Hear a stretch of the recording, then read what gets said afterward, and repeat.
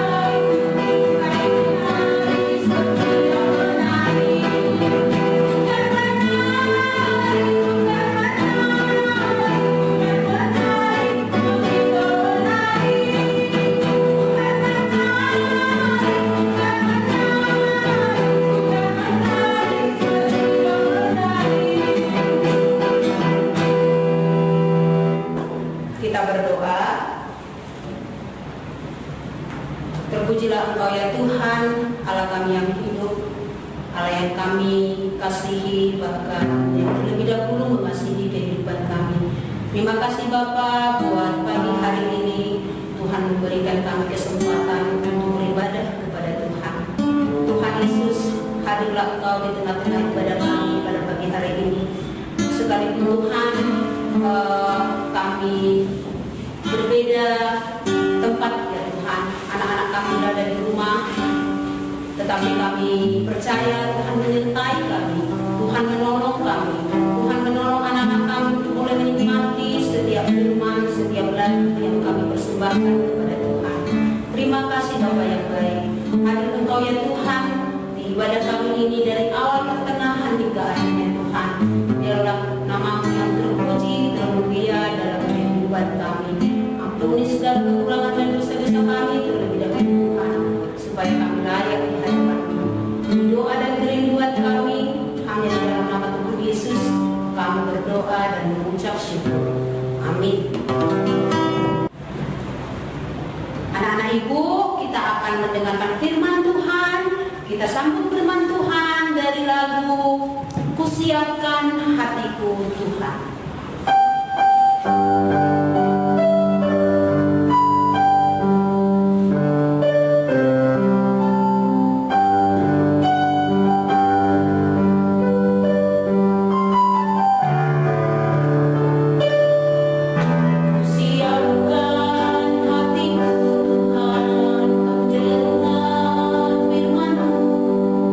Saat ini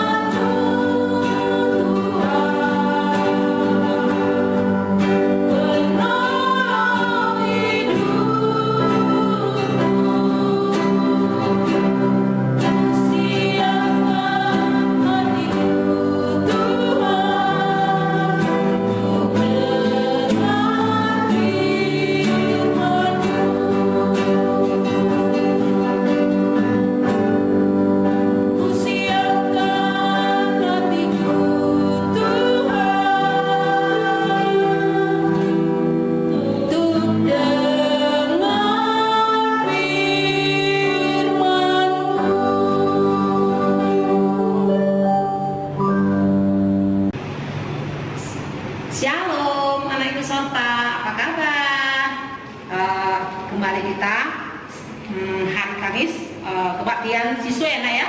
Dan pada pagi hari ini Ibu mau menyampaikan firman Tuhan yang diambil dari 1 Samuel 17 ayat 40 sampai 52 ya.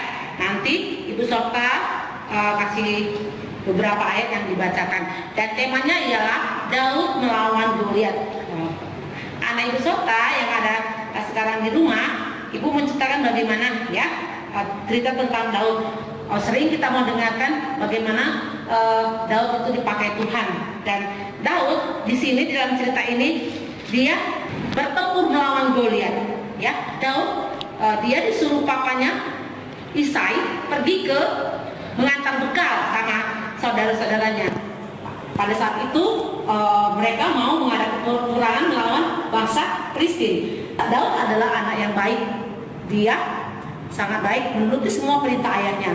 Ketika Daud sampai di perumahan abang-abangnya, dia melihat kakak-kakaknya sedang bersiap-siap untuk berperang melawan orang Filistin. Ya, Ibu, pasukan Filistin musuh saat itu mau melawan bangsa Israel. Dan ada seorang musuh yang bernama Goliat, raksasa. Kenapa Ibu bilang raksasa? Memang badannya besar, anak Ibu guru. Badannya itu besar, ya. Di situ badannya besar. Goliat ketika di situ melihat ada musuh, dia merasa, wah, kenapa bangsa Israel tidak berani melawan raksasa? Lalu dengan semangat pasti dia yakin dan percaya. Daud menantang si Goliat, ya. Padahal pada saat itu siapa diberikan pengumuman bahwa siapa yang berani mengalahkan Goliat yang raksasa akan mendapat hadiah besar bagi mereka. Tapi Daud ingin mengalahkan Goliat bukan karena dia mau hadiah besar, tapi memang dia merasa bahwa Allahnya adalah Allah yang luar biasa, ya. Tapi ketika kita melihat di sini, ya, dalam ayat 40, Daud langsung mengambil tongkat. Dia kalau sehari-hari mau menggembalakan domba pegang tongkat, dia ambil tongkat. Ayat 40, dia mengambil tongkatnya di tangan dan pergi ke sungai, mengambil 5 batu, ya, 5 batu yang ditaruhnya di kantongnya. Anak-anak, tahu nggak si Goliat itu raksasa? Kalau kita pikir-pikir, dalam Alkitab ditulis, ya, dalam Alkitab ditulis badannya aja 6 hasta. 6 hasta, ukuran mereka hasta, ya. Sekarang kira-kira 3 meter lebih. Bayangkan anak Ibu, 3 meter. Itu short aja nggak sampai 2 meter udah tinggi. Ini 3 meter lebih. Fisiknya kuat, ya, pendekar, jago, pemberani, dan terlatih dalam perang, ya. Terus dia pakai baju zirah yang bersisik. Berapa beratnya? 5.000 sikal. Dan dia pakai tombak lagi. Tombaknya aja berat. Khusus semua barang-barang yang dia miliki itu sangat berat. Sementara Daud postur tubuhnya aja nggak sebanding dengan si Goliat, ya. Sampai-sampai ketika dia mau berperang melawan si Goliat, Raja Saul bilang sama Daud, Daud, kamu pakai ini baju perang supaya melawan si Goliat. Saking beratnya baju perang yang dipakai si Daud, dia bilang, berat sekali, udah dibuka aja lah.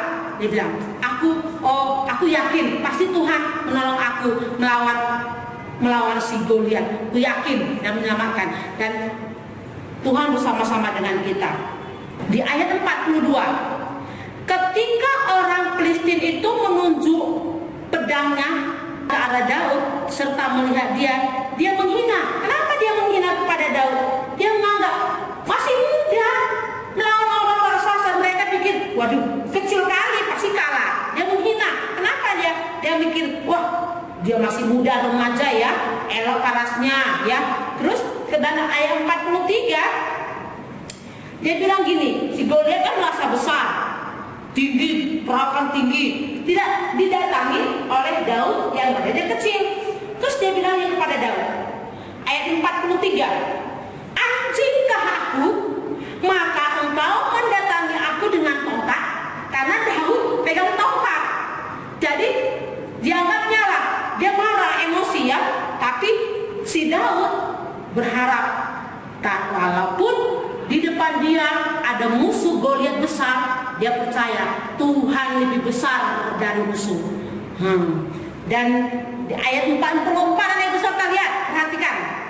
Kata Daud, dia percaya. Pula orang Filistin itu berkata kepada Daud, hadapilah aku, maka aku akan memberikan dagingmu kepada burung-burung di udara dan kepada binatang-binatang di padang. Itu dikatakannya si Goliat kepada si Daud. Tetapi Daud berkata lagi, ayat 45, engkau mendatangi aku dengan pedang, ayat 45, dan tombak dan lembing, tetapi aku mendatangi engkau dengan nama Tuhan. Luar biasa ya. Dia bilang dia nggak takut sama raksasa Goliat. Dia bilang gini, engkau mendatangi aku dengan pedang, tombak, lembing, tapi aku mendatangi engkau dengan nama Tuhan. Ya, lalu betul dia percaya Tuhan bersama-sama dengan Goliat. Ketika si Goliat hendak menggal kepala si Daud, Tuhan kasih kelincahan kepada Daud, Tuhan kemenangan. Dia lari ketika Goliat mau hendak tunduk, Daud ambil batunya, dia lompat aling-alingkan batunya, pas kena dahi si Goliat. Goliat jatuh dan bangsa Israel mengalami kemenangan. Musuh orang Filistin, si Goliatnya jatuh, dipenggal kepalanya. Ya, Tuhan memberi kemenangan. Kenapa Anak Ibu Saudara berani Daud melawan si Goliat? Karena dia yakin, sekalipun musuhnya besar, dia nggak pandang kecil, karena Tuhannya lebih besar. Makanya dia percaya si Daud ini imannya kuat, ya, imannya besar. Dia nggak takut ketika di gembalakan domba ada binatang buas, dia nggak lari. Binatang buas lari ya? Enggak. Dia hadapin. Dia percaya Tuhan kasih kekuatan, kepintaran. Dengan telitian dia ambil tongkatnya dan lempar musuhnya ke binatang buasnya. Dia domba-dombanya ternaknya selamat. Begitu juga kita menghadapi sekarang ini. Bukan nggak ada masalah kita, banyak. Di rumah aja banyak masalah sama adik kita, mama. Kadang-kadang kalau mama nggak perhatikan kita, terus kita marah. Aku nggak diperhatikan, ya.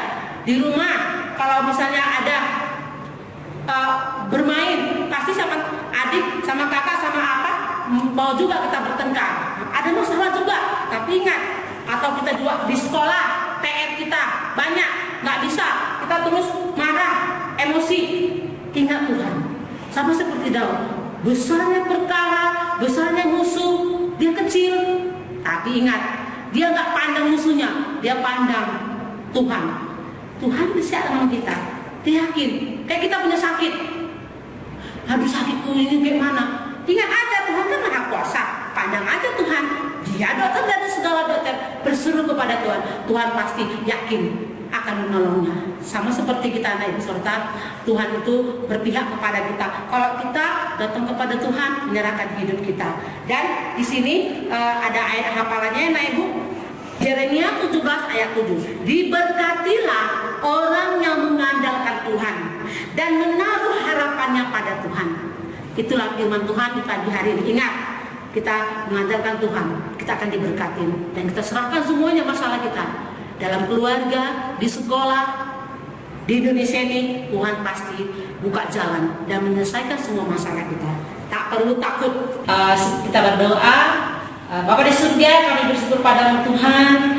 Di pagi hari ini kami sudah selesai kebaktian pagi. Berkati Tuhan, anak didik kami sudah mendengarkan firman-Mu. Jika mereka rasa nyaman, rasa tidak takut dan percaya diri, sekalipun mereka dari, kami serahkan semuanya pergumulan kami, masalah kami ke dalam tangan Tuhan. Berkati juga orang tua mereka yang membimbing mereka, mengajar mereka, menyertai mereka dalam pelajaran daring. Berkati pekerjaan mereka, studi dan kesehatan mereka ya Tuhan. Ampuni dosa kami, dengarkan doa kami. Kami percaya Engkau tetap bersama-sama dengan kami. Dalam nama Yesus kami berdoa dan mengucapkan syukur. Amin.